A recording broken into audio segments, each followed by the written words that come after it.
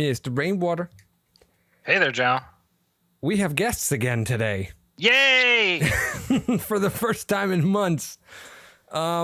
Welcoming back Matt the Joker and his lady, Erin. How are you guys this evening?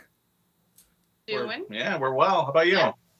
I'm doing all right. I suffered through 3 more hours of the Batman this morning, and I've had a few hours to recover. And you're already shaking your heads at me because I'm kind of giving away. I'm showing I'm showing my tell.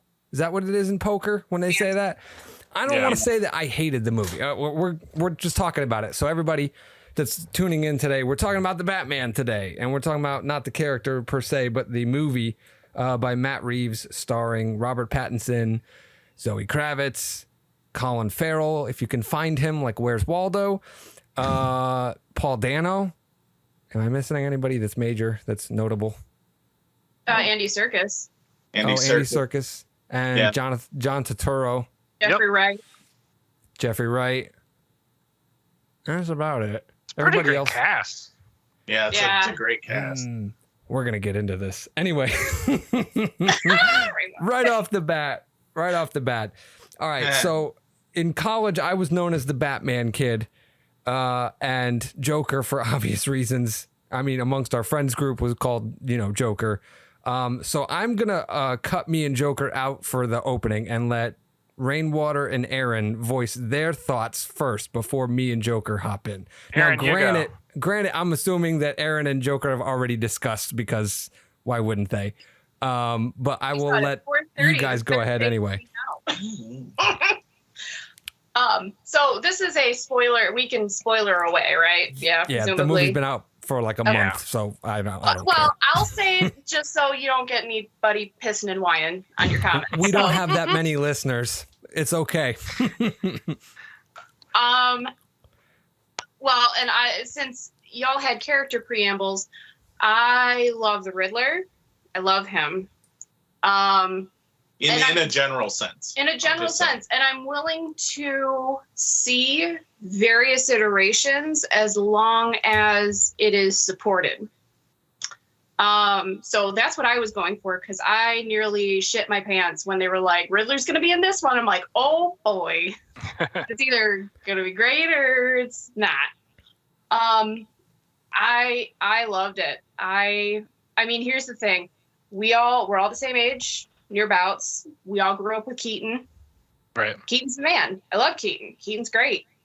I think this was the most actually realistic Batman.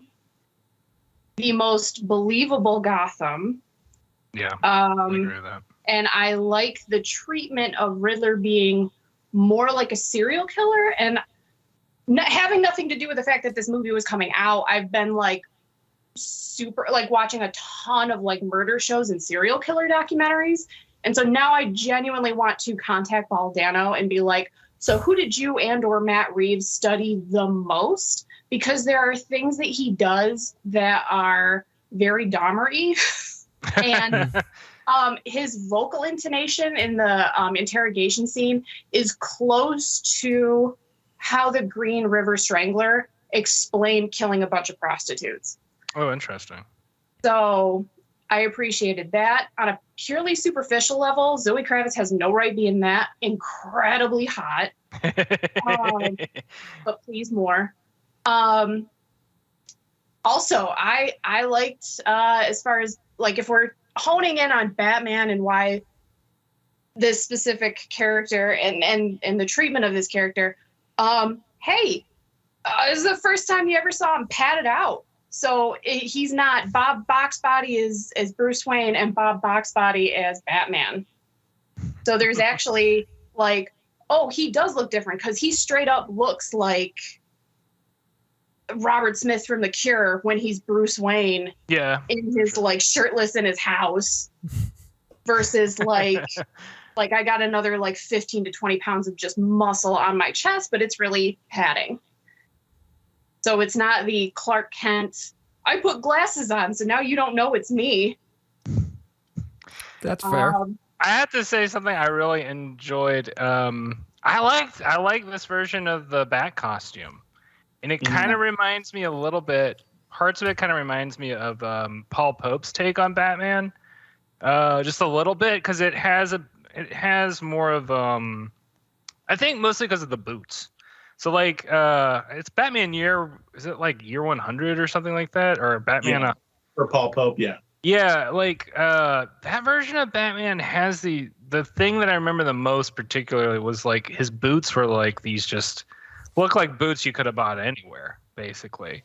And not necessarily like they look that way 100% in this one, but they have it's more grounded, I guess. You know, what are you gonna say, Erin?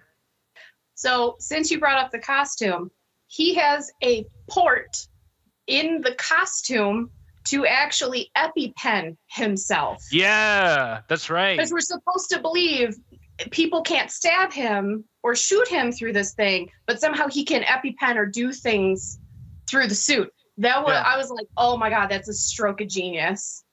Oh, no, I like the way they thought those things out. I like the fact that like his costume has the collar basically. Like I don't. That was definitely not in the Christopher Nolan films, and that wasn't really a thing ever. I think of other than in the comics. You know, like there are a couple of comics where are certain designers who like to do or pencilers, not designers, that like to do the collar for like the Batman cowl, basically. I like a lot of people was really skeptical about like how Robert Pattinson was gonna be, and it's just a different take on the character of Batman. Yeah.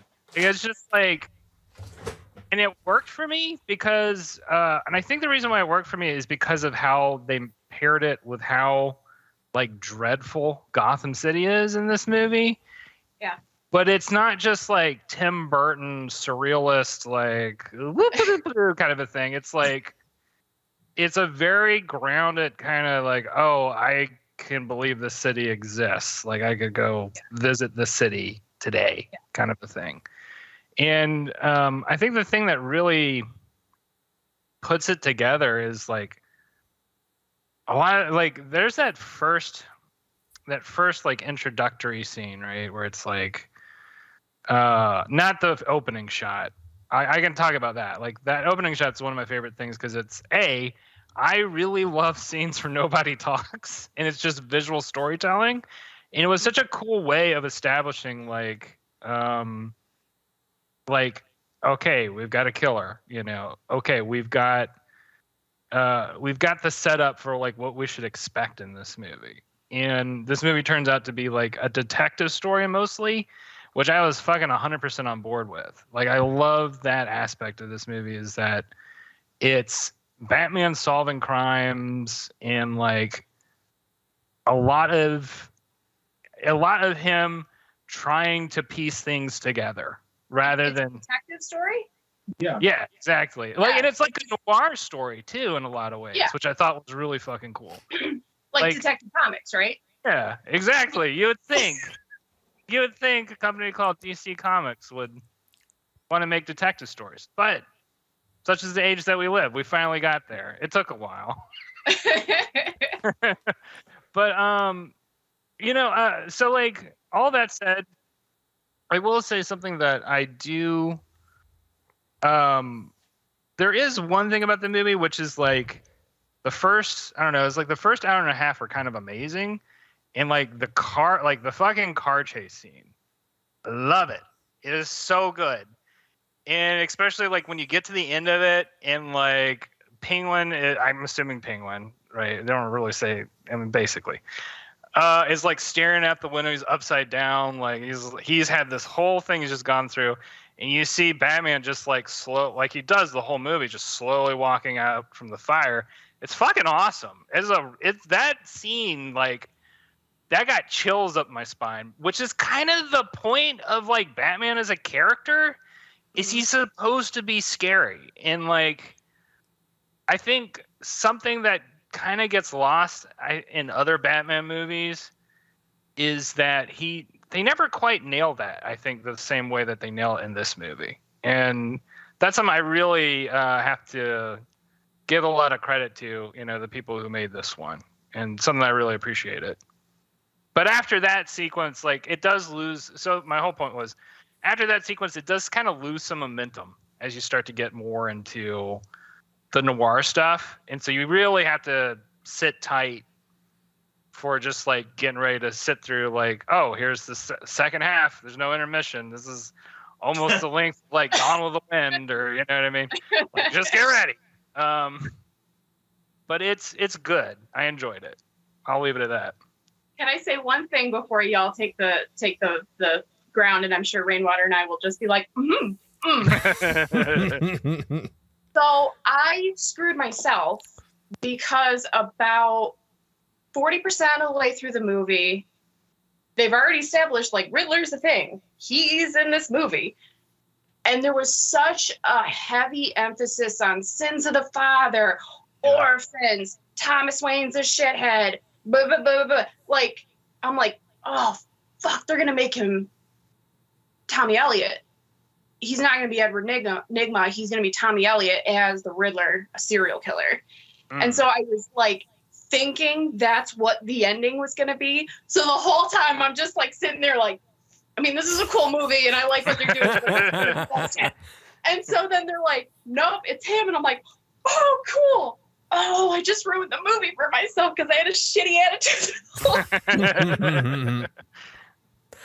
Yeah, that was mine. All right, Mr. Joker, go.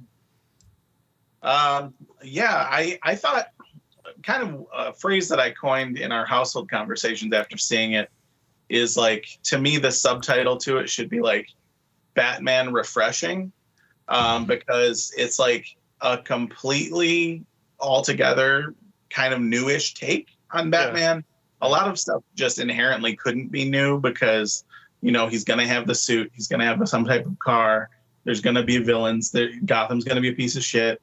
Like, these are the ingredients, right? But every change that they made, even ones where I was kind of skeptical at first, were motivated. A guy like Edward Nygma, who values information so highly, why would he let people see his face? I had major problems with the Riddler costume when I saw the leak or the reveal of it before the movie came out. I was like, oh, that's just kind of ugly. But, like, what it is it's like Rainwater said, to Rainwater's point, it's shit you can buy anywhere, and it's he's hiding his face. He doesn't have the money Bruce does to come up with a whole gimmick, that is fully thought out or, fully rounded. Because he doesn't have a persona. He has an end of the plan. Right. Well, another part of that too is something that's made clearer as the movie goes on is, like, he's sort of causing this social movement. So, like, all of the things that he's putting together also have to be replicable, because as you see, later on when you have the Riddler clones or whatever you want to call them, like, they're all wearing the same thing, and so that seems to be all part of the plan, basically. Yeah, and I mean, the one thing that got me excited for this movie before I saw it is when we saw in the trailer that fight scene with Batman and the thugs, and just him just laying a guerrilla style beating on this one thug, just like completely dispossessed of his, like, rationality and presence of mind. Like, it was just like a violence automaton. And, like, that was cool because, like, that should be him, like, sure. I mean, he's always, Batman doesn't kill anyone. Yeah, true. But he tractions the shit out of them and gives them tons of medical bills for the rest of their life. Right. So effectively, he's turning the rest of their family into desperate criminals to keep his franchise alive. So he can have more kids put on the costumes that he, like, raised from 12 years old and taught how to do it in a fucking cave beneath the earth. But, like, I guess as a sidebar, Erin and I had never actually seen The Dark Knight Rises. So a week ago we watched it. Yeah, we just had no interest. We had zero interest in that movie. Wow. Just because, like, The Dark Knight is great because of Heath Ledger's Joker, and because of Aaron Eckhart's performance until the writing falls off on his character. But otherwise, I just find a lot of the writing just doesn't live. It's not for me, I guess, to put it the best I can. Like, it's not for me. Like, Begins is probably the strongest movie altogether because it's got Tom Wilkinson as Falcone, which is fantastic. And Cillian Murphy is the other. Cillian Murphy as Scarecrow, also fantastic. And you know, I think it is, speaking like on a previous point about Batman being scary and needing to be scary, I think Begins is the one that previous to this one, and I will also say Batfleck in Batman versus Superman when he saves those Filipino prostitutes or whatever, the like sex trade workers. He's horrifying in that. So, I mean, spoiler alert, I like Batfleck. And we both do. Anyone can dip on him as much as you want. I think he is the only person to have a fully rounded, believable Bruce Wayne and a fully rounded, believable Batman. I can see that. Yeah, that makes sense. Because, I mean, I love Keaton. Keaton's, I know we're kind of getting off the rails here, Joe. I know we're talking about Matt Reeves. Nope, it's fine. Keaton's ecosystem. I just really, I think Keaton's Bruce Wayne is entertaining because we all love Michael Keaton, and he is Michael Keaton. Well, and it's Bruce Wayne with a Tim Burton treatment. Yeah. It's not allowed to be Bruce Wayne as the comic book character. Sure. It's still got that Tim Burton overwash of it.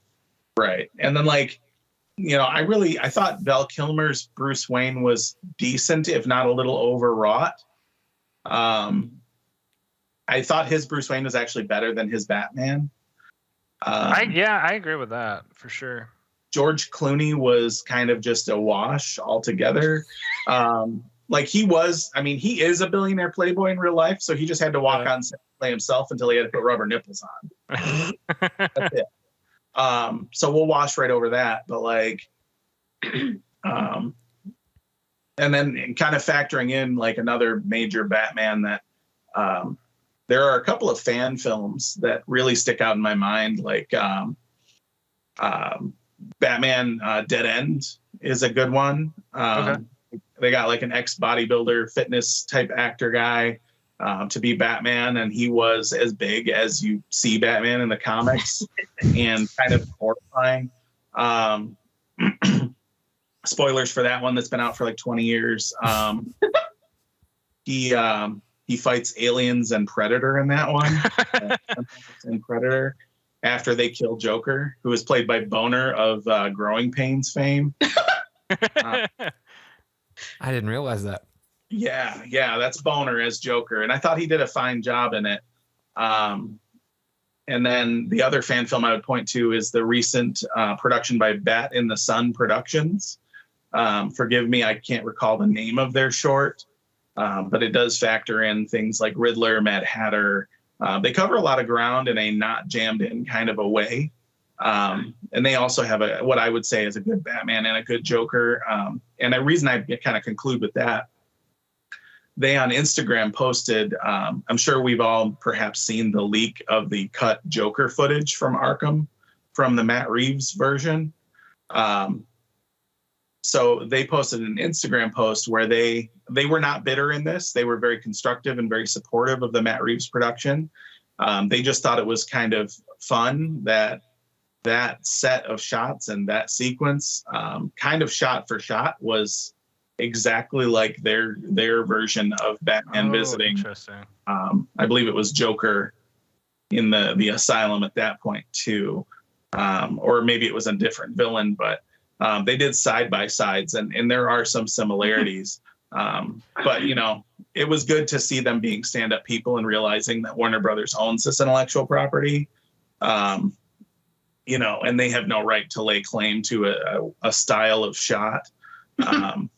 So, you know, it just was kind of cool to see, you know, even if the Warner Brothers creative team watched that film and took some things away from it, to use in the Matt Reeves version. Cool to me. It's as long as you're not stripping anyone of their intellectual property that is theirs and created by them. I think that's fair game. But to wrap up, the Matt Reeves, everything was very practical. Everything was driven. Everything was supported, to me anyway, at least in one viewing. I've only seen it once. And I mean, Colin Farrell plays the Penguin, and he is in it pretty predominantly. Yeah. But he's not recognizable as Irish bad boy Colin Farrell. Yeah. Even to his children, which, stories say that on set he terrified his children in that makeup. Yeah, I had no idea that was Colin Farrell until like a good week later when I was just like, who the fuck played that character? I was like, oh, what? All right, Joe, let's hear it. All right, Reasons I did like it. Number one. I will backtrack a little bit because I didn't hate it. I love it quite a bit. Quickly. However, it is still a suffering experience. I was one of those people that rolled their eyes so hard they almost came out of their head when everybody saw the runtime was 3 hours, and then they were bitching and complaining, and I was like, "Fuck you! If it's a good movie, it should be 3 hours." Like, sure. Every single it should be what it 3 hours. Yeah. But for some reason, this is the only movie where I have to get up and go to the bathroom twice. Whereas in other Marvel movies, I can probably do it once or sit through the entire thing just fine. The pacing is a little bit problematic for me. So I have to point out, this is probably my biggest issue with it, or at least my issue with how people are perceiving it. And it goes back to two things that Joker said. Number one, you're always going to have the same ingredients. Pointy cowl, dark, dingy Gotham, all that kind of shit, a Batmobile chase, yada, yada, yada. But in the pantheon of it, you compare, everybody tendency just compares it to every other Batman film that has come before to some respect. And I'm watching it again this morning. Am I the only one that's watched it twice? Yes. Yeah. Okay. I'm watching it this morning and I'm thinking to myself, why does all of this feel like I've seen it a million times? And I'm thinking, well, it's Batman. It's got Batman ingredients. But then I'm noticing most of the standout memorable moments from this movie have been lifted, copycatted almost from everything that's come before. Do you know what I mean? Like him crashing through a skylight and glass coming down around him. Sure. A car chase where the car is jumping over shit. Him and Catwoman on top of each other, laying down, and it's like this weird almost kiss thing. And I'm thinking to myself, this is not necessarily a creative leap forward for Batman. This is like a Batman greatest hits.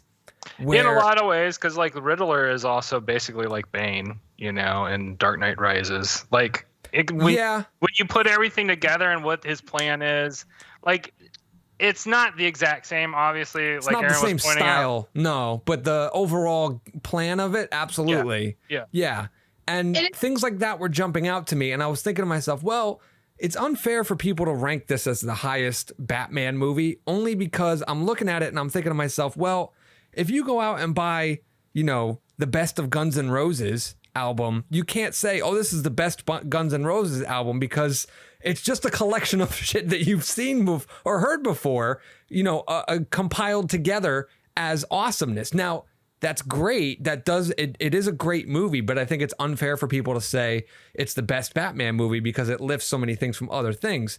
And then going into what, like how Joker was comparing like all the other Batman, everybody's like, this is the best characterization of Batman, to which I always, I like jump on people about this because yes, it is the best iteration of Batman as the world's greatest detective. Is it the best brooding, quiet in the shadows Batman? Not as good as Keaton's. Is it as brutal? Don't get me wrong, he is brutal. Is it as brutal as Affleck's Batman? No. And even if you subtract the Affleck's Batman killing people, he still doesn't hit as hard as Affleck does. You know what I'm saying? So the way I was doing it, just kind of how like you were doing it, Joker, where I'm like, each iteration of Batman represents a perfect example of part of Batman. Do you know what I mean? Christian Bale got the anger right, maybe to a point where it's too much. And then some people are being unfair about things because I'm watching it today And people love to slap Christian Bale's Batman for the voice. And I'm watching this, and fucking Robert Pattinson has the same raspy tone when he says the word psychopaths as Christian Bale's Batman does in The Dark Knight Rises. It's the same fucking voice. Same goddamn voice. Well, number one, I can understand it. But number two, I understand Bale just fine. I don't understand why people complain about that. Same thing with the Bane thing. For the 50th time you watched it? Well, I never once had a problem understanding his voice or Bane's voice or any of that stuff.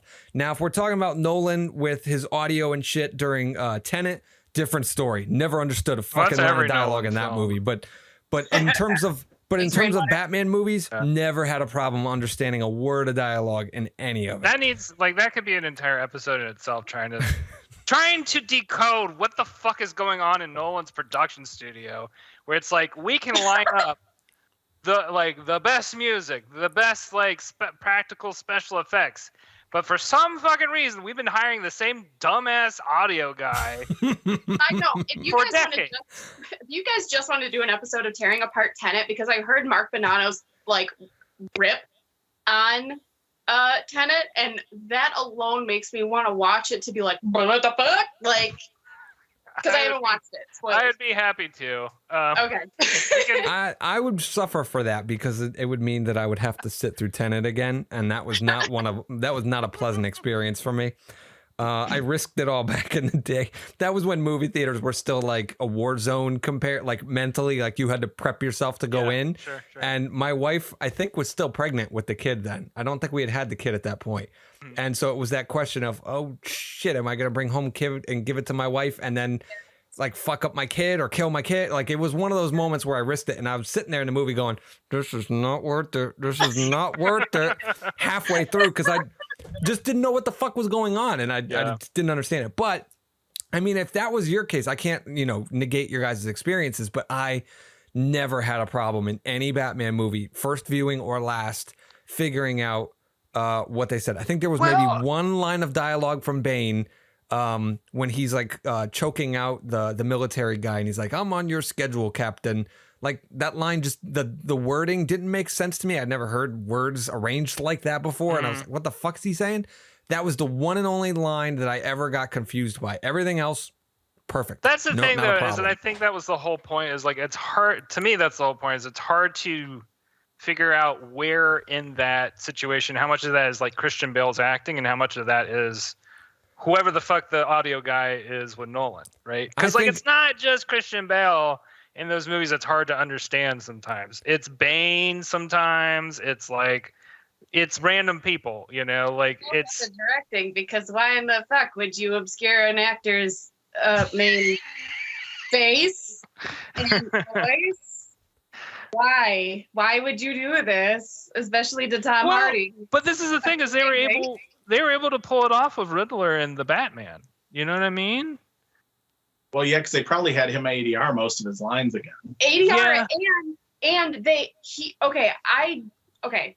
this is a estimated guess, I guess we'll say, or theory. This is a theory I have. I haven't done research as to what level of training Paul Dano has. I have a feeling if he hasn't done clown work, he's definitely done extensive mask work. Okay. Yeah.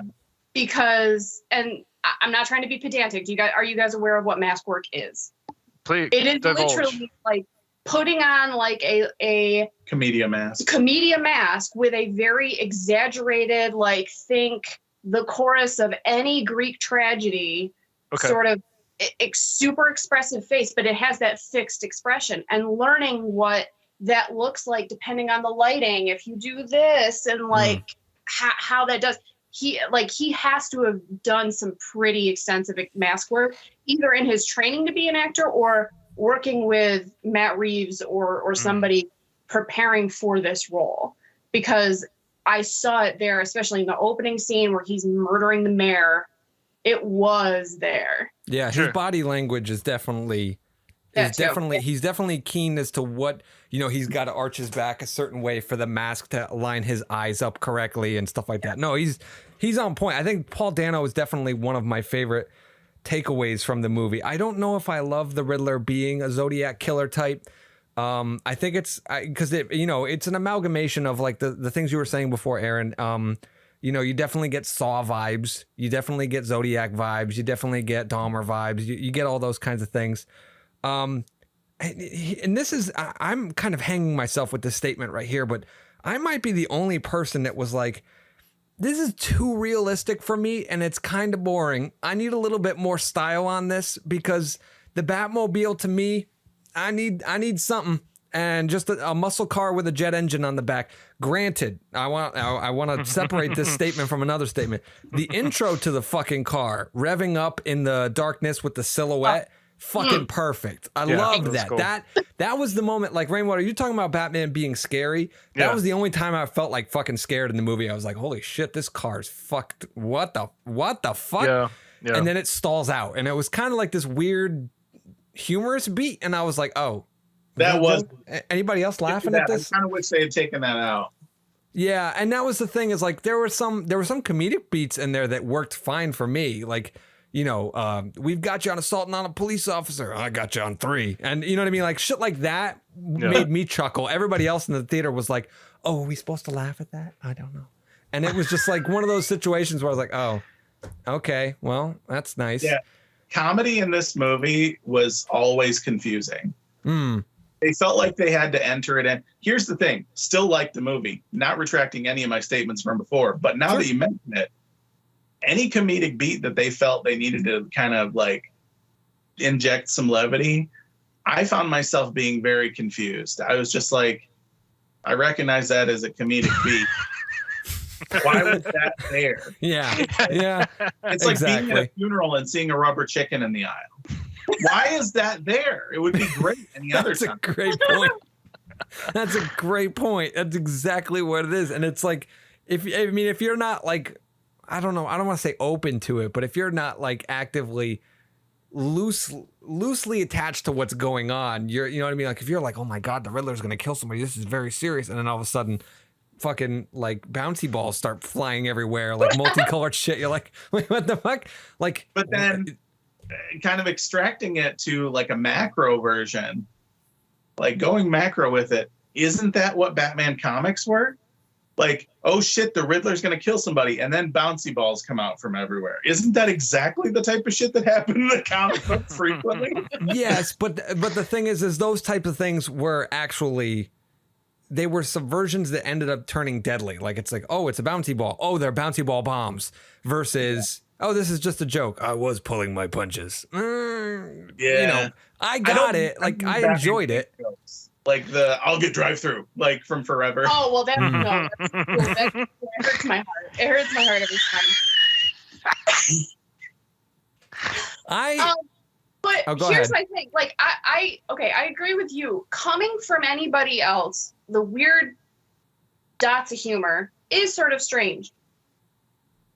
Bruce is fucked in this movie. He should be as weird and awkward in real life as you want him to be. And he should actually be a mirror of Paul Dano, because that's the whole point of the movie.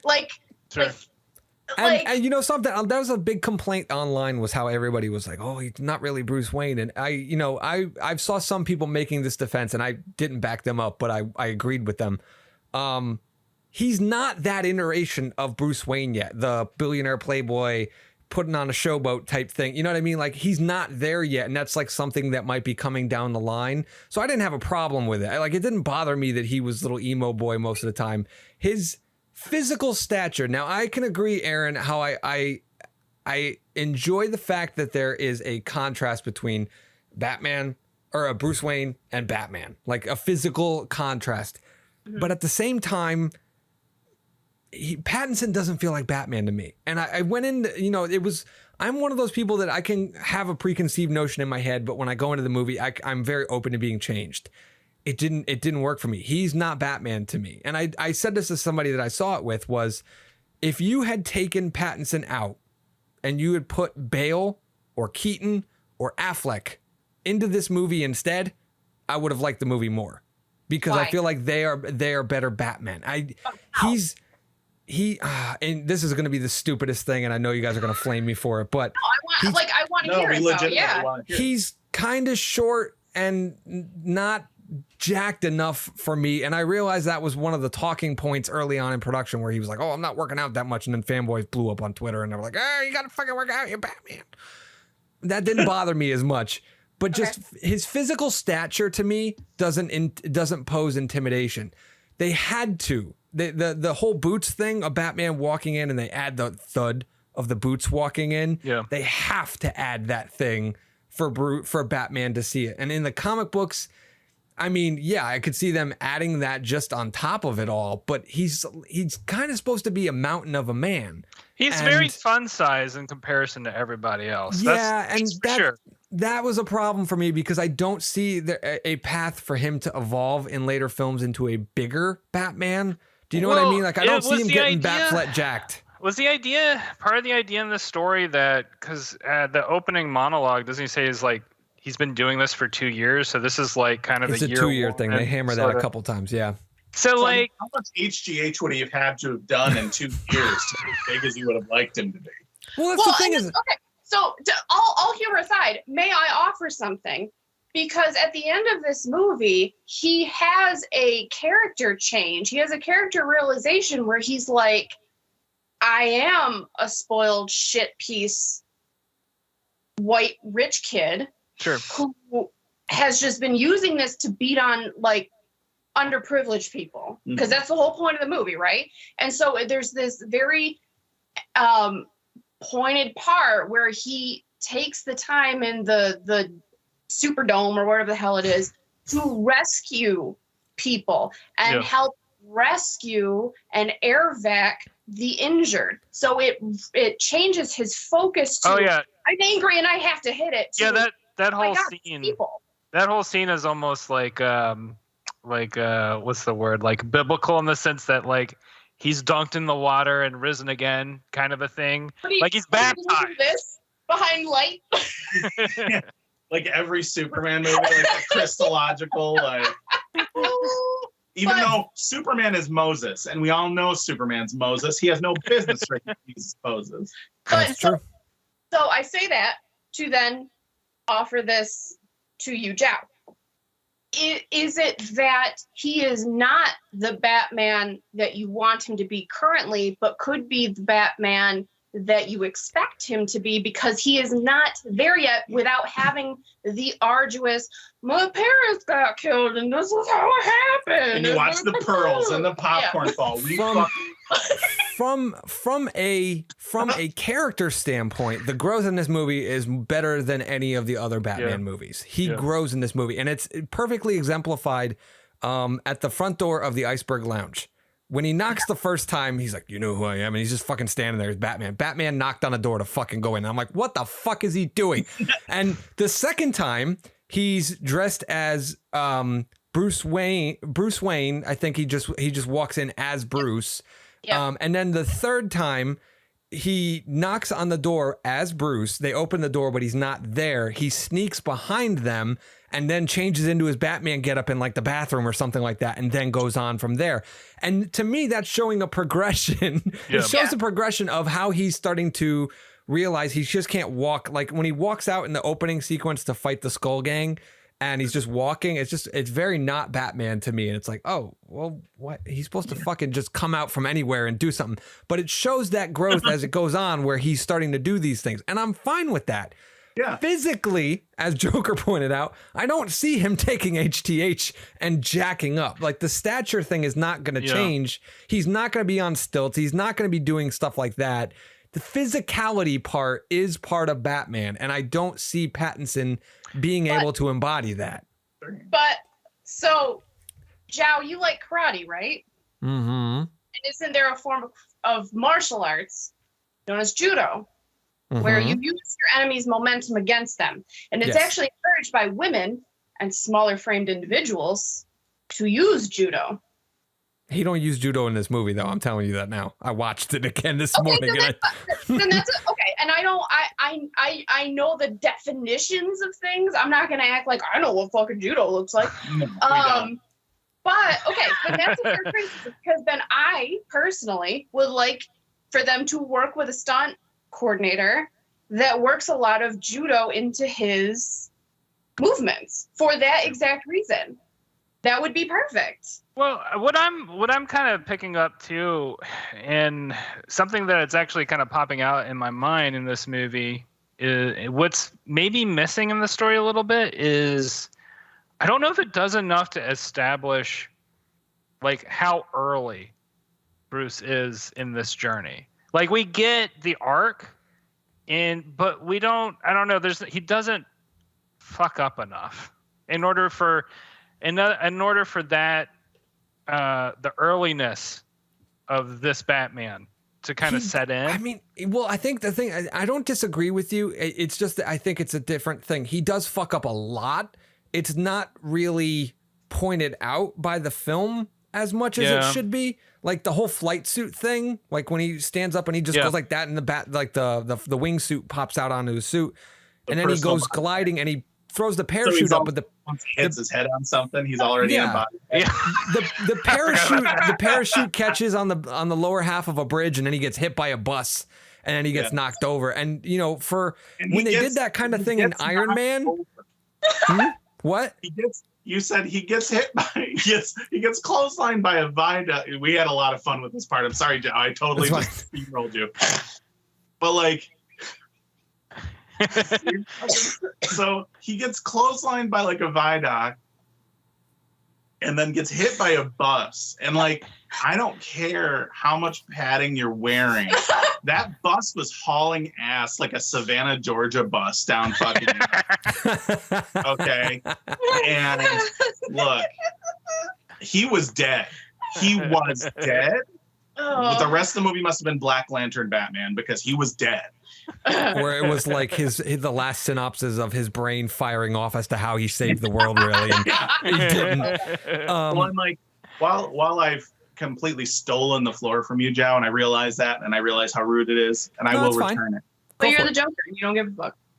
Yeah, purportedly, but in real life, you know, I kind of like not being an asshole, so I apologize. But so about the mountain, I had a couple of points in the chamber, and I just want to hit them before they're too far gone. Sure. The Mountain of a Man thing, I can get that. I get that Batman's supposed to be big and intimidating, but what's hilarious and has never worked for me with that previously is when we do have a Batman who's a mountain of a man in any media, particularly video games. Then he gets in a suit and is Bruce Wayne. Here comes this Armani-clad juggernaut into a charity ball, and he's just like, like every ripple showing through his fucking suit coat. And he's like, hi, I'm Bruce Wayne. And it's like, oh, Jesus. Like, that's how he gets rich. He's the goddamn kingpin. Like, what the fuck? Like, there's no way. Like, he has to still be able to look like a normal human, like when he's Bruce, or else people are going to be like, oh, that guy's absolutely Batman, but he'll eat me and my family if I tell anyone. I'm gonna quickly steal the floor back from you just because on that same point, I wanted to point something out that I really did love about this movie was, and this doesn't really have anything to do with what Erin was talking about before with the dichotomy between his normal body and the suit body. Sure. At no point in this movie, Gotham City felt so big and he felt so mysterious. I guess that's the only word I can think of at the moment. That at no point in the movie did my brain go, oh, somebody's going to connect the fact that the rich prick is the guy dressing up, running around, killing people. Like, it just didn't, the two did not go hand in hand, especially the fact they really kind of nailed that. The funeral scene when Bruce shows up and the cops and Gordon recognize, oh, it's Bruce Wayne. At no point did I go, oh shit, they're going to know he's Batman. Look at it. They're looking at him. The two just do not coincide with each other in this movie. And they handled that very well. Yeah. The mountain of a man thing, I don't know. I feel like if he was a mountain and then they fucking, like Erin said, they padded him up even more after the mountain of a man type thing. That to me is Batman. I think Batfleck had that the closest. Yeah. He was like the most accurate suit type that I felt like Batman should have. I'll agree with that. And I could believe him flipping around and skittering about and doing that kind of shit. Think about this in the Batman versus Superman and the Justice League and all that shit. Strip away the movies themselves, but like you were talking about, Joker, Ben Affleck, when you look at him, does not look. Oh. No. But when he's in the bat suit, he looks fucking. And that to me is exactly what I'm going for. But you believe that was actually his fucking muscles because we saw him like pulling a tire around and all that kind of shit. You know what I mean? And that worked. Oh, sledgehammering a monster truck tire, which is a popular exercise we all know. Yeah, absolutely. CrossFit. But I don't see Pattinson ever doing that, and that to me is Batman type shit, and that's my.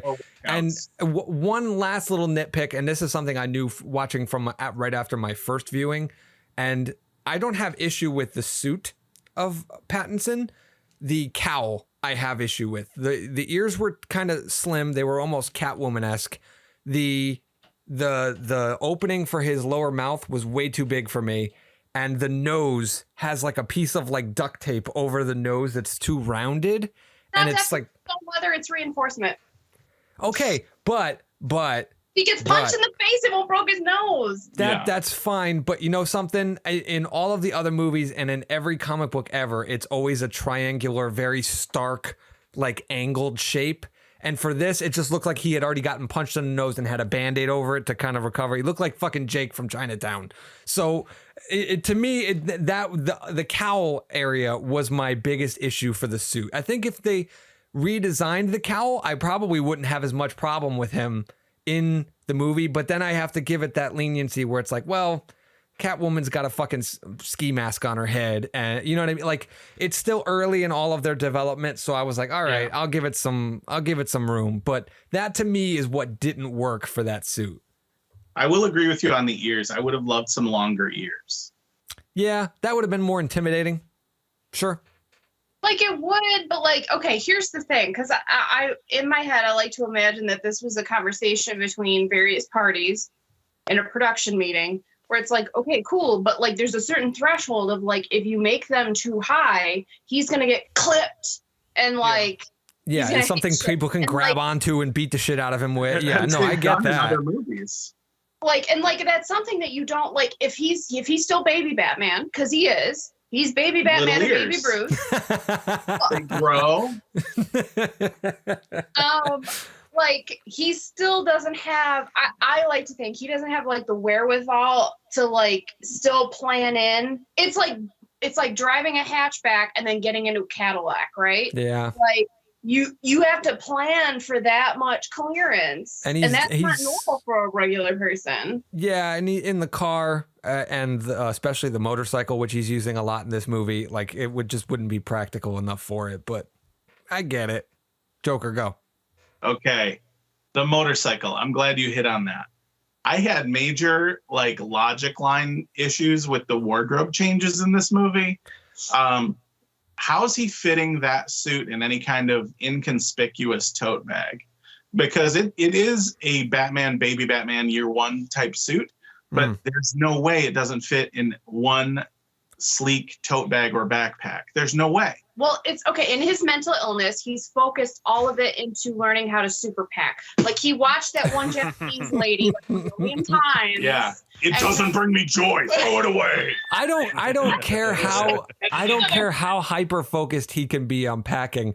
Fucking flares do not condense and break down. Fucking adrenaline shots do not condense and break down. Like Joker has a valid point. Shot, it's all over my cape. Yeah, the fact that he can run around like, and that's what I don't know. I like issues like that are valid for me because, as we pointed out, so much of this is so grounded and realistic that when you start taking liberties like that, that's when it feels false. Like it feels like you're robbing me of the expectation that you set. That's my issue. And on the motorcycle thing, this will be my last thing for a little bit. I just got to get it out. He rides the motorcycle or bat cycle because when he wears it in the suit, it's now the bat cycle, even though it's the same motorcycle. Okay, cool.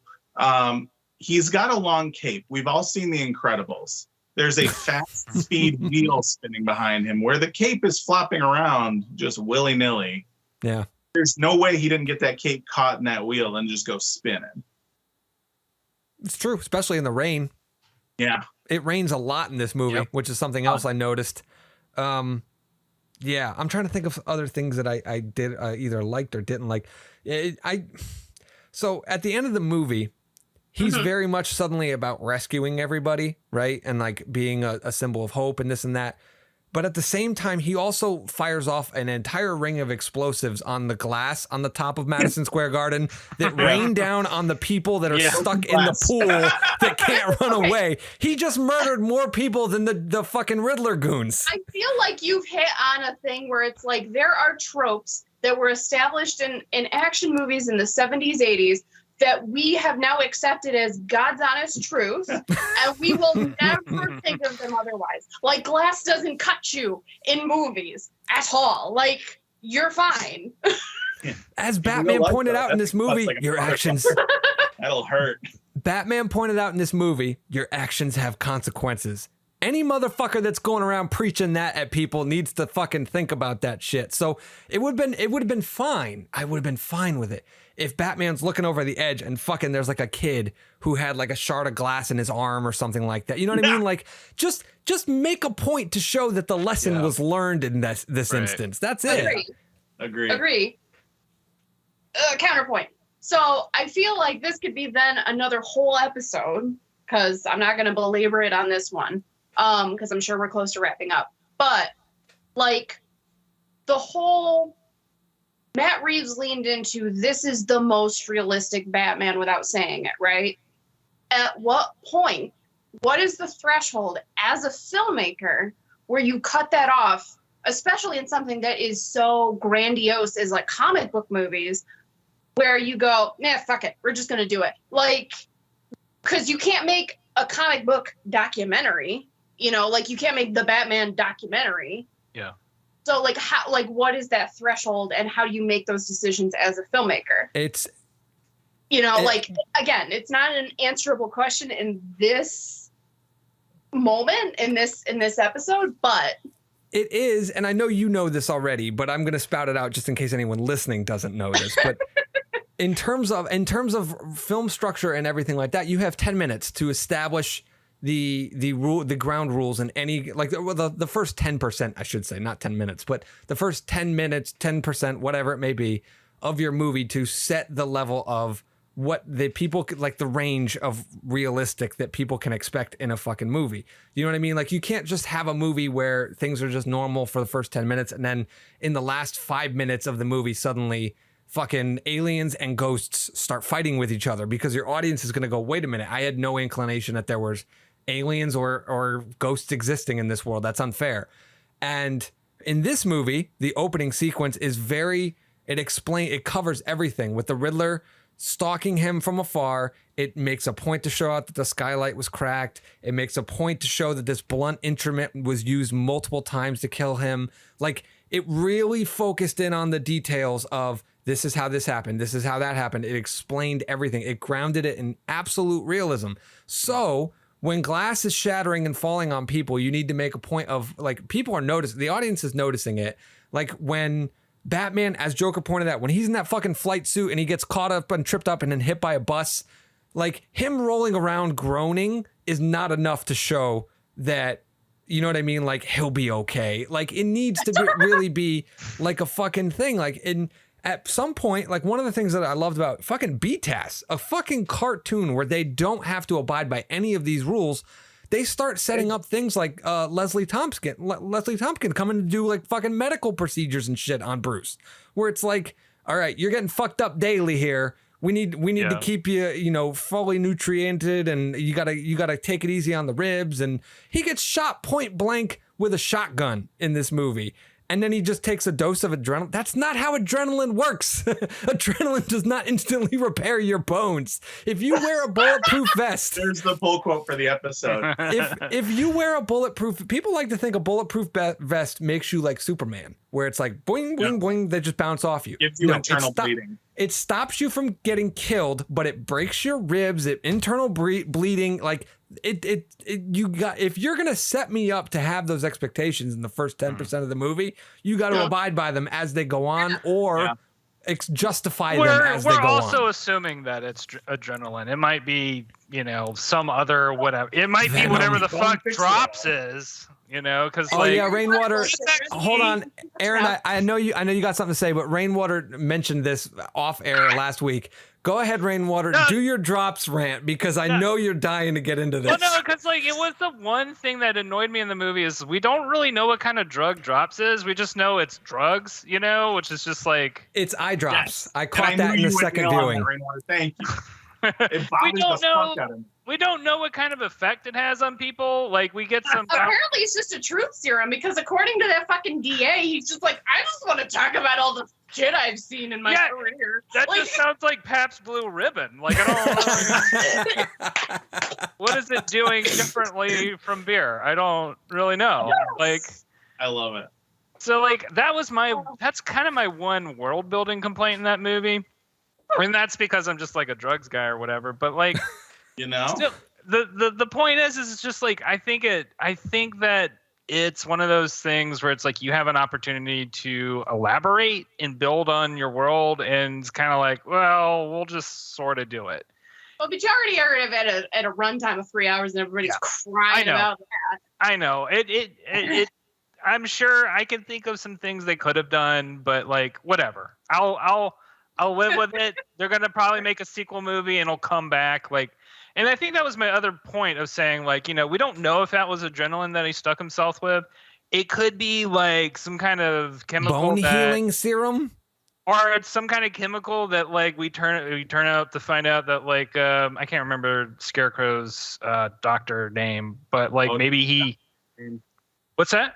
Dr. Crane. Jonathan Crane. That's right. Okay. So maybe he shows up in the next movie because it's actually something that Bruce Wayne was buying from him or whatever, which would be cool. I don't know. What are you going to say, Erin? So this does not take away how much I love this movie. I just want to point out both Christian Bale and Robert Pattinson Batman take the dragas, but they beat the shit out of other people for doing it. Yeah. It's like, drugs are bad. I'm going to beat the hell out of you. But here's some drugs because I need them. Wait, what drugs does Bale take? The blue flower, buddy boy. That was a hallucinogen. Oh, that's true. Yeah. But he did it for karate, so it's okay. He did it for Was it illegal where he was, though? That's the real question. I don't care. No. He was in a wooden monastery in Tibet. Nothing's illegal there. If we're going to go there, it's legal to have a child bride in Africa at the age of 13. It is certainly not legal over here. So if we're going to play that game, I can do you one for one. Well, Batman does break the law, though, because that is obviously because he's a vigilante. So, I mean, you can't really hold him against that. That was one of the things. What I do want to say, because I know we've been kind of bitching about stuff for a little while, but I do want to talk about some of my major highlights of the movie.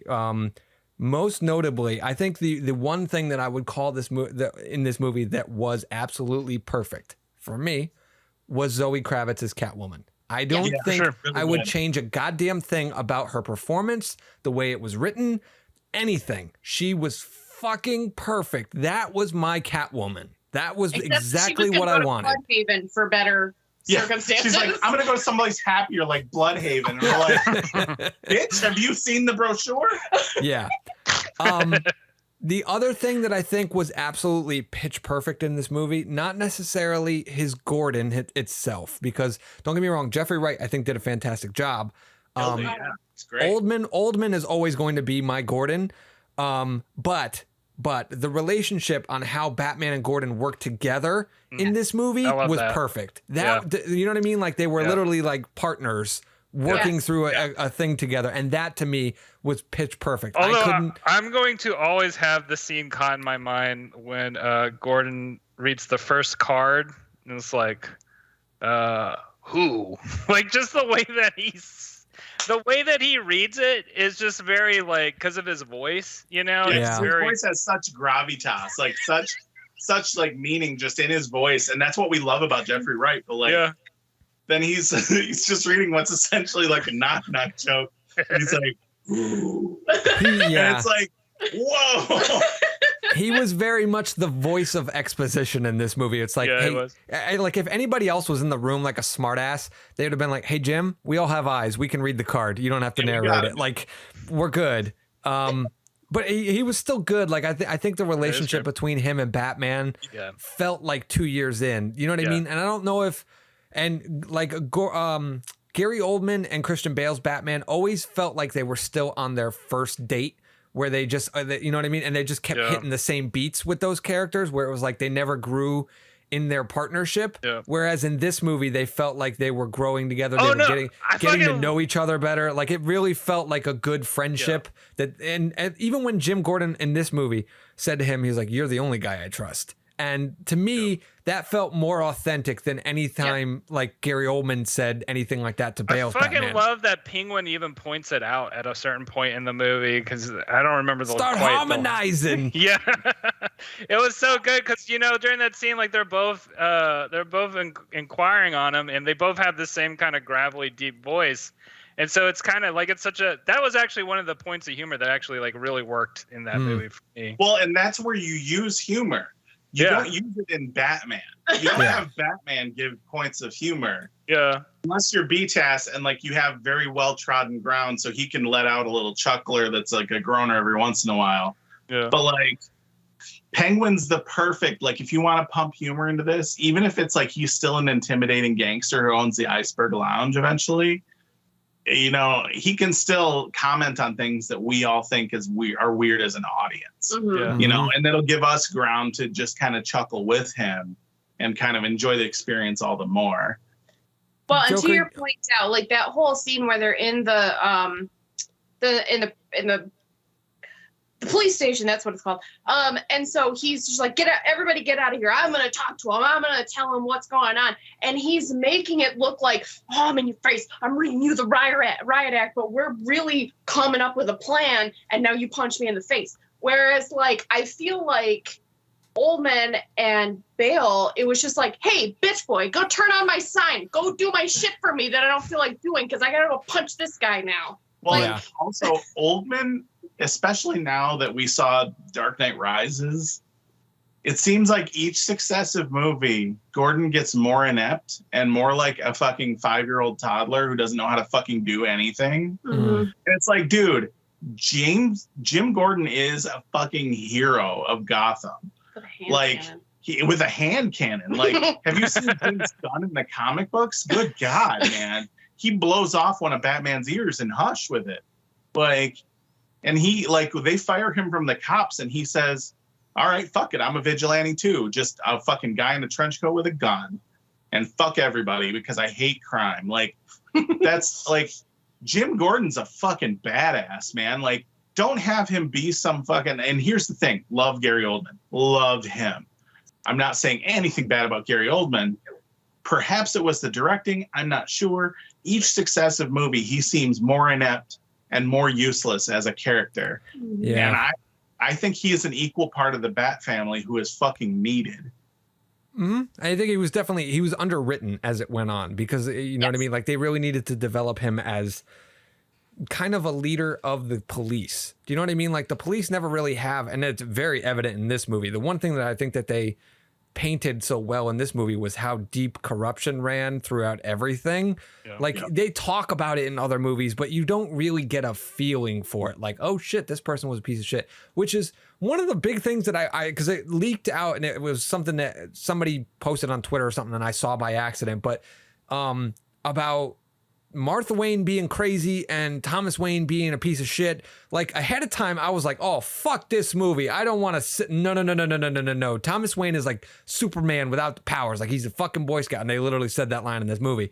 And when I went into this movie and they started doing that stuff, I was like, all right, it's not as bad as I expected it to be. And then the beautiful thing that they did, Carmine Falcone has a speech where he tells Bruce Wayne about Salvatore Maroni probably arranged for the hit on his parents. And I was like, oh shit, And then like 5 minutes later, Pattinson's in the ER with Alfred. And Alfred gives the alternative point of view where he was like, no, that's not what happened. Your father did this and he felt like this and he never knew this was going to happen. He said he was going to the police. I think Falcone killed him. That type of shit where it's like, okay, we don't really know who is really got the good hold on reality here. That to me was beautiful because then it becomes, okay, Thomas Wayne might not have been a piece of shit. He might have been. He might not have been. Doesn't matter. We're not passing judgment on this character. We're just presenting these characters through their points of view. So like those things to me work. When you can have things like that where it's like, oh, we're exploring new ground on Thomas Wayne. Maybe we're not. You decide. And it's like, oh, well, the movie's not passing judgment. And I love that. That to me is what's great. Yeah, I mean, hard agree on that. And like to further your point, people who are squarely in the limelight, which like, in Gotham, there's no one more in the limelight than Thomas Wayne. Yeah. You know, and like people are going to have, I mean, there are as many perspectives on Thomas Wayne as there are people in Gotham, you know, and like, I'm sure he was a piece of shit to some people, or maybe they thought he was a piece of shit to them. So they're going to further that narrative. And then other people think he is Superman without powers, and they're going to further that narrative. So like, really what it amounts to in terms of realism is really cool because in real life, that's all of us. Right. Exactly. Everyone we interact with. And that's what I loved about it. It was like we can go that route on Thomas Wayne and it'll affect our story and it motivates characters and all that stuff, but we're not telling you he was an evil character. We're letting you decide if he was evil in your eyes or if you believe Falcone or Alfred or you know what I mean? And like obviously I think we all are going to instinctively side with Alfred because he's a good guy. We trust Alfred. Well, and he's Andy Serkis, one of the world's greatest actors. And he's barely in this fucking movie too. He must have shot for like 3 days and that was it because he's barely in this. And the fact that they almost fucking killed him was to me one of the moves where I went, oh shit, did they go there? And I'm glad that they didn't, but I'm glad that they went up to that edge and they were like, well, what would happen if we kill that? How would you guys feel? And the audience was like, motherfucker. If I'm interrupting anybody else's point, let me know. Okay. So this may be me injecting enough of my own life into it. I felt that this was the most accurate and arguably healthy comic book movie for anybody struggling with mental health. Yeah, sure. Because no one was right and no one was wrong. Everybody was trying to do what they were trying to do for themselves. And the Riddler was wrong. Well, the Riddler was wrong. Was he? I mean, here's the thing. I'm not in support of like getting a MAGA army. However, I'm kind of in support of killing the guy that stole the passport of a Russian sex slave. Sure. Murder him. I don't care. Murder him all day long. I don't care. But like Martha Wayne, whether or not you want to, you are instantly thrust in the public eye and you're struggling with mental illness and people are not going to look kindly on that. So all you're trying to do is keep that private, which HIPAA is created for that. So like, I just found that kind of, because if nothing else, the Batman Gotham world is mentally ill. Right. In various shades to varying degrees. So like it was one refreshing for me to see that someone in the Wayne family was confirmed mentally ill other than Bruce, and that everyone in this world is mentally ill in some way and trying to figure out a way to deal with it, whether it's morally right or lawfully right or morally or lawfully bad.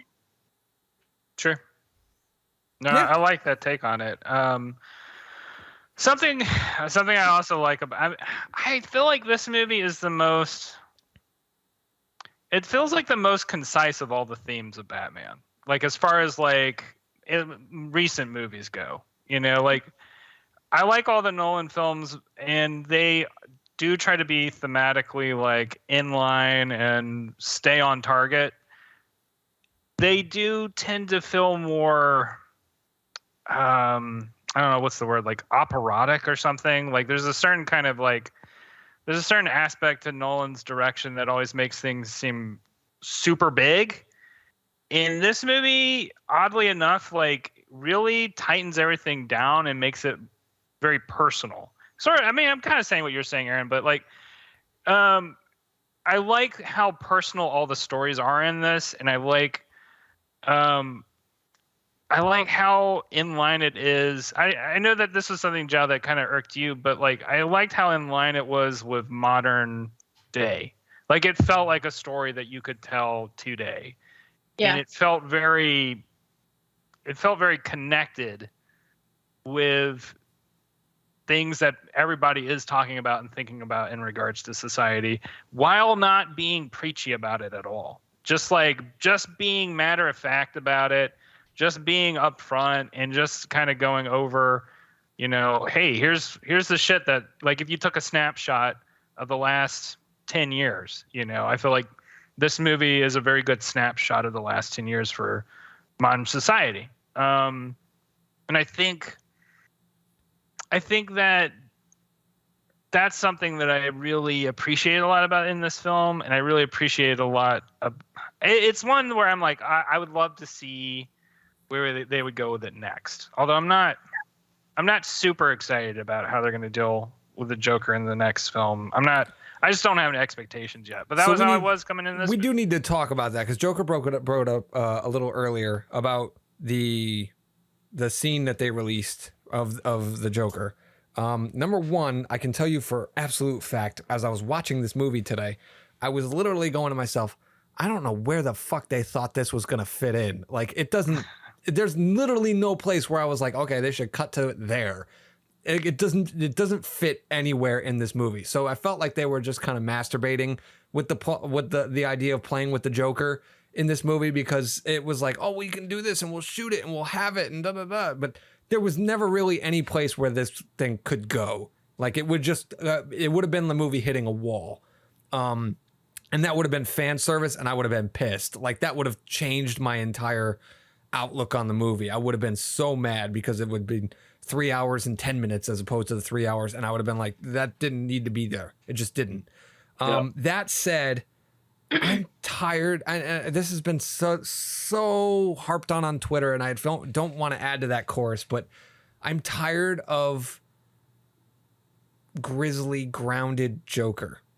Like, realistic Joker. Like, I don't mind him being a threat, but I am so tired of scarred Joker. You know what I mean? Like, dirty Joker. Like, I want a Mark Hamill, Jack Nicholson type for a refresher here. I need something a little bit more clean for the Joker. And I feel like in this world, with everything being so dirty and grimy and dark and shit that it is, that the Joker being the contrast to that, being a very, you know, debonair and all that kind of shit, would be fucking perfect. That's, to me, that contrast was needed, especially in comparison to all the Jokers that we've gotten in recent years. It's just like, I'm tired of this. I need a breath of fresh air. And the Joker, if you're gonna give me the Joker, do something a little bit contrasty to what we've been getting, because it's too much. So I'm curious to know everybody else's thoughts, but go ahead. Joker, if you go, yeah. You're the authority on this, so go for it. Joker, I figure I should start. I know this is like a complete non-contrarian stance to take, but I kind of agree with everything, both sides. I agree with you, Joe, completely. It would be super fun in a super grimy world to see Joker be so clean and put together, and like so like clownishly, like, yeah, completely free of any kind of like texturing or dirtiness or, you know, anything like that. That would be eerie, and I would like that a lot. So I think that's a good note. But then also, when I saw this clip, granted, I mean, you know, being an adult person, it's not going to shake my worldview either way, even if it's terrible. But I really enjoyed how nightmarishly scarred he was. And it wasn't because when you think of the Joker's origin, right, he gets exposed to an acid that contorts his facial musculature into a grin. Yep. And, you know, he didn't have the full pale skin all over his body. But, you know, he had very sporadic hair. And when they did the close up on his mouth, it was utterly disconcerting and kind of gross and horrifying. Mm-hmm. I'm kind of into it, to be honest with you. I like both. I like both prospects because what this Joker reminded me of, played by Druig of the Marvel's Eternals. And Green Knight. And Green Knight, going in the Green Knight movie. I wish I knew the actor's name. I am Barry Keogh or something like that. Keoghan, something like that. And some crazy Welsh pronunciation. And I'm glad that they got like an Irishman to play Joker, because I feel like you need an Irishman to play Joker. Mm-hmm. His interpretation of the Joker laugh, which is a very hard thing to hit on because it's been done so many different ways. You know, we can't all be Mark Hamill, who pretty much nailed it on the head. Just practicing in traffic on the 101.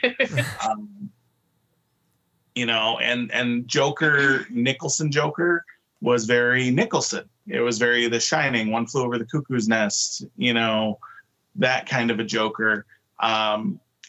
Ledger brought something different to it, where he made it like almost like, I have to laugh here. Hee ha ha ho ho ho. And then he's gonna like pull this thing on all of his bombs in his jacket after he fucking kills Michael Jai White. You know, each actor has really added something to it. And this guy, he's the first Joker I really feel like I would be the most uncomfortable being in a room with. Mm-hmm. I could see that. Yeah. And I liked the way the dialogue was written, because I think the Joker and Batman is the greatest romance of all time. They are utterly obsessed with one another. Mm-hmm. And Joker was treating it like he was a very loved ex-girlfriend reviewing a new suitor for Batman. Mm-hmm. In that scene. And I really enjoyed that, where he's like, well, maybe he just looks up to you, or maybe, you know, you were the grand finale, you know, like whatever kind of deal. Cause like Joker's really in it to stir up shit. And that's it. Yep. Like, so what better way than to like create even more doubt in him when he's trying to pull a Silence of the Lambs Jodie Foster and be like, I want your take on him, you know, like whatever, you know. So I don't know. I enjoyed both. And I mean, Zhao, to your point, your idea of the clean Joker in contrast to the world. Oh, I'd love to see that. Are you kidding me? I'd love to see that. So yeah, I agree. So what you posit, I think that would be interesting. I think if the writing and the acting could pull it off, that would be interesting. That said, this is the given that we have been provided. Yeah, we're not getting that. right. In the possible Matt Reeves world. Now, granted, he's in, okay. So he's in Arkham. Clearly his face has not been bleached. There is no discoloration from the acid or the chemicals. So any coloration that would be clown-esque would have to be him putting it on. So with this, all this scarring and burns and all this other stuff, even though it's a very extreme look, it does have a neutral palette to work from. And what I mean is, he's a narcissistic sociopath. Depending on who he's dealing with and what he wants from them, he can garner sympathy, he can garner fear, he can garner attraction. So this gives him something to work with than just like, I paint myself like a clown. Like, so I would be curious seeing this Joker out in the wild. That said, I think it's far too soon. Yeah. I'm kind of, and even as I'm sorry, honey. Go. even as a complete like huge Joker fan, Mm-hmm. I would like them to take a break from Joker for a little while. I would like to see other aspects of Gotham. I'm very excited for the Batgirl movie with Brendan Fraser as Firefly. I really would like to see Brendan Fraser play a villain. Mm-hmm. I think that has the potential. It's set in the Batfleck universe, just given that J.K. Simmons is reprising as Gordon. J.K. Simmons is reprising as Gordon. Oh, I know he absolutely is, but it's Keaton's. Oh, that's right. You're right. Yep. I don't know how the fuck that's gonna work, and especially since the Flash was supposed to explain all that, and they've moved the Flash to next summer, and Batgirl was supposed to come out in December. I don't know what the fuck's gonna happen now. So They're Tarantinoing it. It's fine. We'll all Flash. Yeah, I really love DC characters a lot. We say this a lot in this house. I really wish DC would stop screwing the pooch with their movies, because that's how we get the public interested in the characters again. We haven't had a lot of good quality engagement with the true DC characters since Bruce Timm and Andrea Romano and Paul Dini and their ilk really had the reins. And I feel like the Image Comics boys who have moved into the DC Comics realm have not done many favors to the label. That said, though, I have really enjoyed the core Batman book in recent months. The Thomas Wayne Flashpoint Batman being a complete bastard, and the death of Alfred, and the new Batman being Morgan Freeman. Who's he? Oh, Lucius Fox's son. Going from Bat Signal to being the new Batman. Some cool stuff there being done. So I'm not saying it's all garbage, but it's far too edgelordy. And I feel like for DC to work, it has to have a core of wholesomeness. And then in that way, the disparity of Gotham and bleakness and Bloodhaven and mental illness bears even more stark a contrast to the wholesomeness of Superman and the legend of Wonder Woman and the sci-fi opera of Green Lantern. You need to enact it a certain way. I'm not saying it has to be the same way every time, but it has to have certain touch points. I know I'm digressing, but that's the thing is, like, DC characters have a mythopoetic aspect to them that, if you hit it right, it's always good. Like, so that's something that I've really come to appreciate about, like, Superman stories when they're done well, is like you're dealing with somebody who's sort of an ideal versus like a Marvel, like any Marvel story. I'm turning this into a Marvel DC thing, but whatever. Versus a Marvel story where it's like it's always going to be like very real, quote unquote, realistic characters in outrageous situations where it's like, by accident, I'm now, Spider-Man, or by accident, like almost everybody ends up in their position by some accident. So they're not approaching the way that they solve their problems with a fully intentional thing. It's like, I'm just trying to figure out what to do with the moment and that I'm in. Whereas with DC, it's always like these characters are very intentional in regards of how they solve problems and how they deal with crime or how they deal with, potential world-ending situations. And so, yeah, hopefully they'll figure that out. I mean, like, it's going to be interesting. Something, as we're wrapping up here, we can at least talk about what we're expecting for the sequel. Obviously everybody here has read comic books, and we all know there was very no man's landy at the very end of this. And not 0 year. 0 year too. I haven't read that. I'm not fully aware of the aspects of that. I'll have to put that on the list. I haven't read a comic book in years. 0 year. All right. I will make a note of that. What I'm personally hoping, so I think Robert Pattinson has gone on record of saying that he wants to see Court of Owls as like kind of the next kind of thing.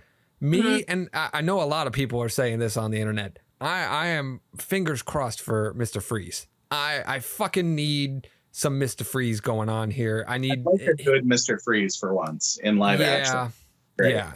to take the Paul Dini stuff and bring it alive. And that to me is something that I as much as I feel like he will be perfect, because you don't need somebody that huge to pull off the stature comparison, but I don't want Bane yet. I really don't. That's one, everybody's in agreement. Bane is like when you've exhausted all of the rogues and you really want to put a final point on Batman as Batman. That's when you bring in Bane. That's the question. Like, can what?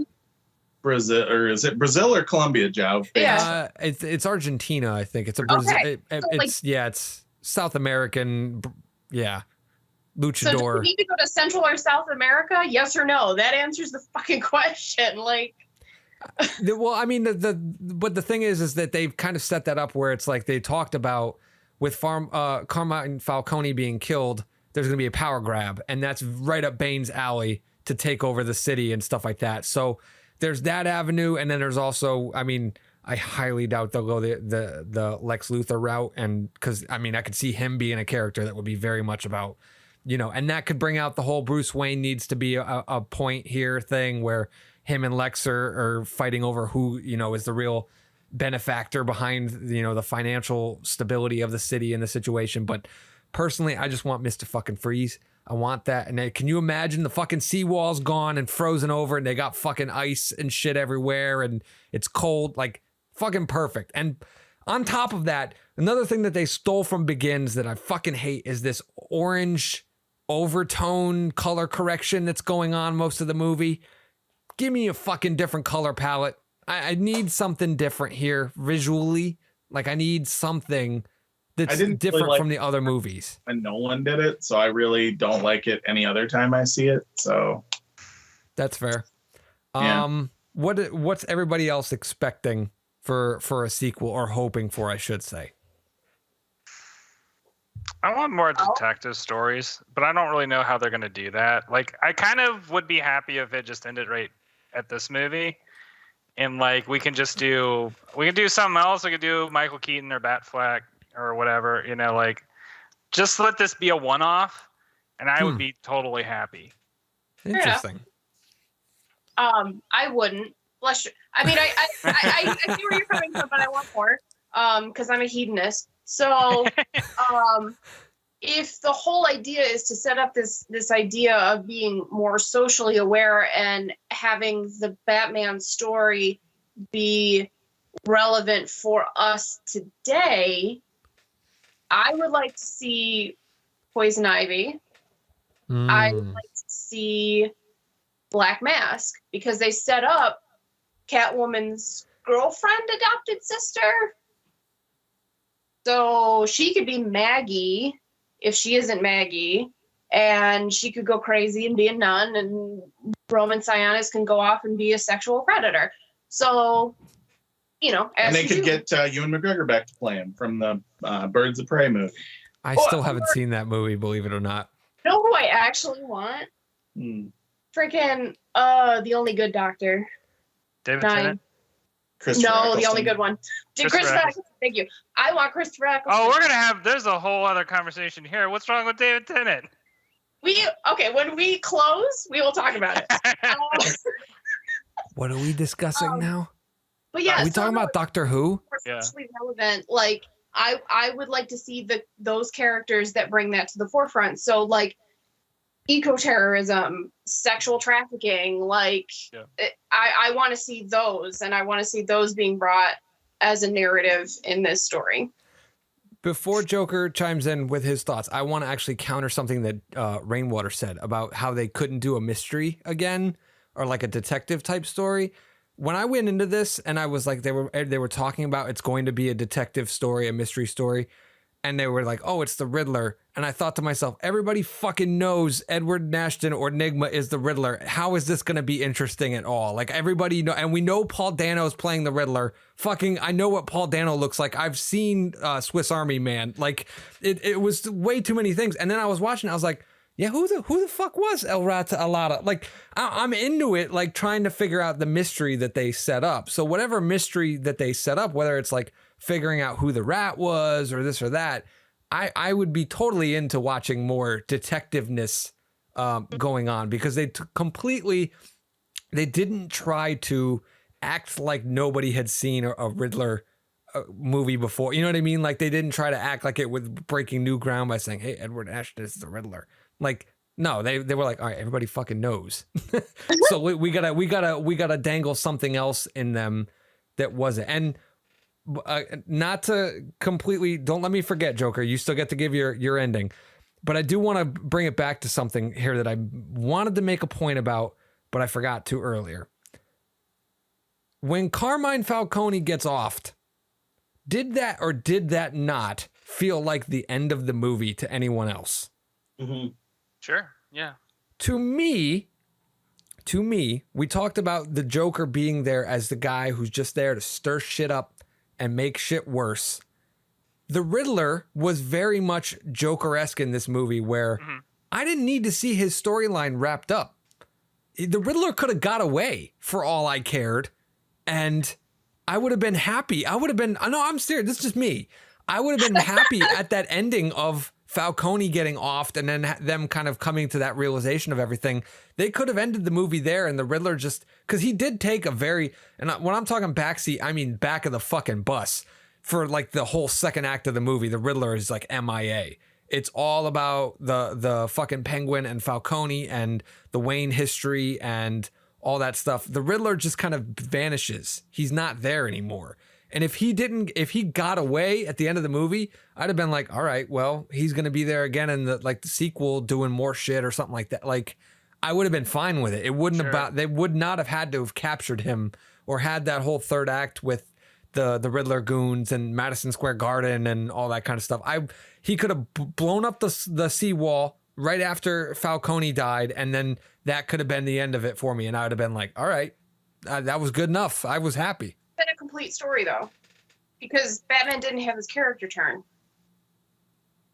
Yeah, I think that's a good point, Erin. I mean, I think that scene between Batman and Riddler is pretty crucial to establishing everything that we get to towards that point, right? Because that's the point where it's like, okay, Bruce Wayne's figuring out what the hell all this is about, and then you have the connection between him and the Riddler's past, right? And then that's where it all comes together. And I like that scene a lot. Like I would not want that scene removed from the movie. It's a really good. I think that's kind of where Paul Dano gets to really stand out, you know. When he started doing the wailing thing, I almost fucking inappropriately laughed out in the theater because it was just so fucking incel. Like, it was just the most. But he's autistic. He's autistic. Like, he studied mental illness and No. It was great. And you know something? You know what I really fucking loved, and I need to make a point of this. The best fucking twist of the movie was, hey, Riddler doesn't know Bruce Wayne is Batman. That to me was the moment I was like, am I understanding this correctly? He doesn't know that he was he just said Bruce Wayne like this weird fucking, like the way he was saying it was like, oh, he's talking to Bruce Wayne. Yeah. No, he's not talking to Bruce Wayne. He's talking about Bruce Wayne. That was a great fucking twist that I don't think anybody else filmmaking wise would have thought to do. Where it's like, hey, we're going to advertise it like he knows he's Batman. And like, everybody's like, oh, it's the Riddler. He fucking knows he's Batman. And the twist was, he doesn't know he's Batman. I fucking loved that. That was such a good little turn on the head. That, Rainwater, that is subverting expectations. For sure. That was absolutely what I needed. Anyway, Joker, it's your turn. What's your expectations for the sequel, or hopes or dreams, whatever may be? Well, I will tell you, I feel like we've seen Two-Face 2 recently, even though The Dark Knight was some time. I've always loved Two-Face. I would love to see him done well. No offense to Aaron Eckhart. Aaron Eckhart played it very well. I just was not a fan of how he was handled in the script. It seemed like it was given like an afterthought, like a short shrift to accommodate cell phone radar and other things. So that's definitely on my wish list. But really, if you really want to know the core of my wish list I have one for a Batman movie and one for a Batman related movie. I'll start with the Batman related movie since it's the most off the beaten path for this podcast. So, Batman related movie would be I would love to see a flash forward movie, perhaps with Batfleck, maybe with some other person. I'm not sure. Do Arkham Asylum. That'd be cool. As a movie where Batman's trapped in with all of his inmates that he's put there, and they're insisting he belongs there. That would be incredible. So that's that. But for a straight out and out Batman movie, I would love to see a movie where our main characters and our window characters are like maybe like Dick Grayson or a Tim Drake on the street before they're Robin. And then the villains are like Scarface and Mad Hatter. And it needs to emphasize how utterly unwell Gotham is. And it needs to be personal, and it needs to be ground level. And we don't need to ever see anything from Bruce and Batman's perspective at all, not even a little bit. And whenever we see Batman, he needs to be almost a cryptid or a urban I like that a lot. where like people are literally like, if you want to do crime, you better be either very desperate or very sure of yourself, because the Batman comes out of nowhere and then you just don't see so-and-so again for months. Like, he's horrifying, and like from a street level, you don't know if he's human or not. Like, he is the Batman. He is the guardian of Gotham in the shadows. He's a fucking monster. And here's mentally unwell ventriloquist and mentally unwell Jervis Tetch basically just going off the hinges, having delusions of grandeur. And then you get to see, like, you know, I mean, my ideal would be Tim Drake because he's my favorite Robin. And he was already established. And he's already, well, technically. I mean, it's the same actor who played Tim Drake in Titans is in the Skull Gang, which was confusing for me. I was like, wait, Tim Drake's in the Skull Gang? What the fuck? Like, he was like a major part of it. But anyway, if it's Tim Drake on the street, and I do enjoy the Titans portrayal of Tim Drake very much. So if it was that portrayal, trying to be his own detective, completely separate from Batman, but a total fan of Batman, and maybe he even has an encounter with Batman that is maybe not meeting his idol as much as he thought. Maybe it's horrifying, utterly horrifying, from a perspective of the criminals. But then it needs that same movie needs to resolve in some kind of a very genuinely warm point of, because I strongly believe this, like, this is taken wholesale from the JLU episode epilogue. But no one, when Batman is at his best, he is one third mentally ill, trauma-stricken, rich guy, but money doesn't matter to him because he's just so utterly broken. 1/3 cryptid urban legend, horrifying monster to all criminals. And then the other third, and this is like the core of his being, right? This is like that jelly that's protected by all the other layers. No one cares more about his fellow man than Bruce Wayne. No one. Like, that's at the core of all of this. Like, he can be the scariest monster you want to project, but if there's a little girl who's like in a house fire looking for her teddy bear, he will damn sure get her out of that house fire, and he will get that fucking teddy bear. And then he will vanish into the night, but still, he did that shit. Which is really what's harped on in this movie, which is something that stuck out to me on my second viewing today, was really the relationship between him and the mayor's son throughout the movie. Do you know what I mean? Like, it's really, it really pins down the acts. The opening act when the Riddler kills the mayor, and the opening scene when they're checking out the crime scene. And then there's that last moment as Batman's leaving and there's a stare down between him and the kid. And then in the middle of the movie, the whole thing with the funeral, where Bruce and him kind of have that eye contact, and then Bruce rescues him from the car crashing in. And then at the end of the movie, when Batman's reaching out with his hand to help everybody underneath the scaffolding that's with the rivers flooding in and all that shit. And the mayor is afraid to reach out and take his hand. And then all of a sudden that little kid's hand comes out and he takes this hand. You know what I mean? Like that to me was the heart and soul of the movie was really showing Batman and that kid. And that was really what nailed it to me as a great Batman movie. And that was something that they kind of flirted with in like Batman Begins and Dark Knight and all that stuff with Jim Gordon's kid and with the kid in the Narrows and all that kind of shit. They did not have that shit in fucking Rises. They were just too busy humping the Tale of Two Cities.